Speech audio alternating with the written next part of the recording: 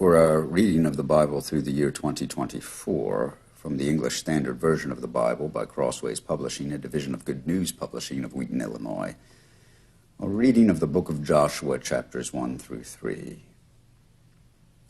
After the death of Moses, the servant of the Lord said to Joshua, the son of Nun, Moses' assistant, "Moses, my servant, is dead. Now therefore arise, go over this Jordan, you and all this people, into the land that I am giving to them, to the people of Israel. Every place that the sole of your foot will tread upon I have given to you, just as I promised to Moses, from the wilderness and this Lebanon, as far as the great river, the river Euphrates, all the land of the Hittites to the great sea, toward the going down of the sun, shall be your territory. No man shall be able to stand before you all the days of your life. Just as I was with Moses, so I will be with you. I will not leave you or forsake you. Be strong and courageous, for you shall cause this people to inherit the land that I swore to their fathers to give them.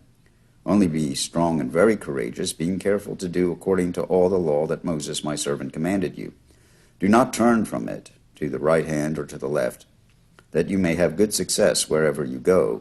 This book of the law shall not depart from your mouth, but you shall meditate on it day and night, so that you may be careful to do according to all that is written in it. For then you will make your way prosperous, and then you will have good success.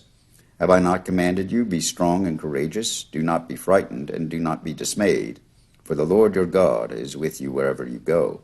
And Joshua commanded the officers of the people, "Pass through the midst of the camp, and command the people, prepare your provisions, for within 3 days you are to pass over this Jordan, and go in to take possession of the land that the Lord your God is giving you to possess." And to the Reubenites, the Gadites, and the half-tribe of Manasseh, Joshua said, "Remember the word that Moses, the servant of the Lord, commanded you, saying, The Lord your God is providing you a place of rest and will give you this land. Your wives, your little ones, and your livestock shall remain in the land that Moses gave to you beyond the Jordan. But all the men of valor among you shall pass over armed before your brothers and shall help them, until the Lord gives rest to your brothers as he has to you, and they also take possession of the land that the Lord your God is giving them. Then you shall return to the land of your possession, and shall possess it, the land that Moses the servant of the Lord gave you beyond the Jordan toward the sunrise." And they answered Joshua, "All that you have commanded us we will do, and wherever you send us we will go. Just as we obeyed Moses in all things, so we will obey you. Only may the Lord your God be with you, as he was with Moses. Whoever rebels against your command and disobeys your words, whatever you command him shall be put to death. Only be strong and courageous." And Joshua the son of Nun sent 2 spies secretly from Shittim as spies, saying, "Go view the land, especially Jericho." And they went and came into the house of a prostitute whose name was Rahab, and lodged there. And it was told to the king of Jericho, "Behold, men of Israel have come here tonight to search out the land." Then the king of Jericho sent to Rahab, saying, "Bring out the men who have come to you, who entered your house, for they have come to search out all the land." But the woman had taken the 2 men and hidden them. And she said, "True, the men came to me, but I did not know where they were from. And when the gate was about to be closed at dark, the men went out. I do not know where the men went. Pursue them quickly, for you will overtake them." But she had brought them up to the roof, and hid them with the stalks of flax that she had laid in order on the roof. So the men pursued after them on the way to the Jordan as far as the fords, and the gate was shut as soon as the pursuers had gone out. Before the men lay down, she came up to them on the roof, and said to the men, "I know that the Lord has given you the land, and that the fear of you has fallen upon us, and that all the inhabitants of the land melt away before you. For we have heard how the Lord dried up the water of the Red Sea before you when you came out of Egypt, and what you did to the 2 kings of the Amorites who were beyond the Jordan, to Sihon and Og, whom you devoted to destruction. And as soon as we heard it, our hearts melted. And there was no spirit left in any man because of you, for the Lord your God, he is God in the heavens above, and on the earth beneath. Now then, please swear to me by the Lord, that as I have dealt kindly with you, so also you will deal kindly with my father's house, and give me a sure sign, that you will save alive my father and mother, my brothers and sisters, and all who belong to them, and deliver our lives from death."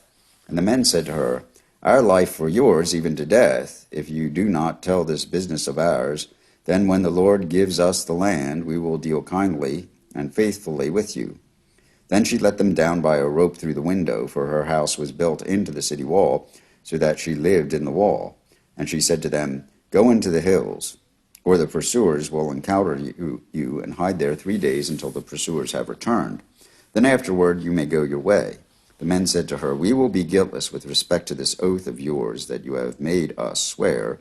Behold, when we come into the land, you shall tie this scarlet cord in the window through which you let us down, and you shall gather into your house your father and mother, your brothers, and all your father's household. Then if anyone goes out of the doors of your house into the street, his blood shall be on his own head, and we shall be guiltless. But if a hand is laid on anyone who is with you in the house, his blood shall be on our head.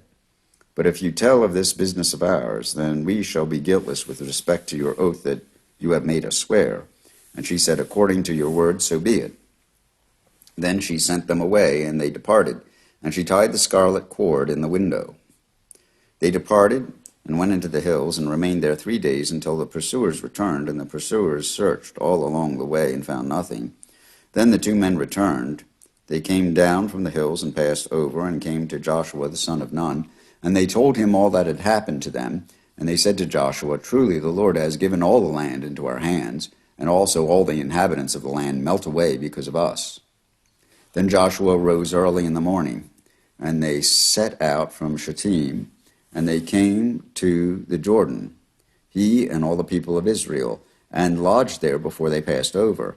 At the end of 3 days the officers went through the camp, and commanded the people, "As soon as you see the ark of the covenant of the Lord your God being carried by the Levitical priests, then you shall set out from your place and follow it.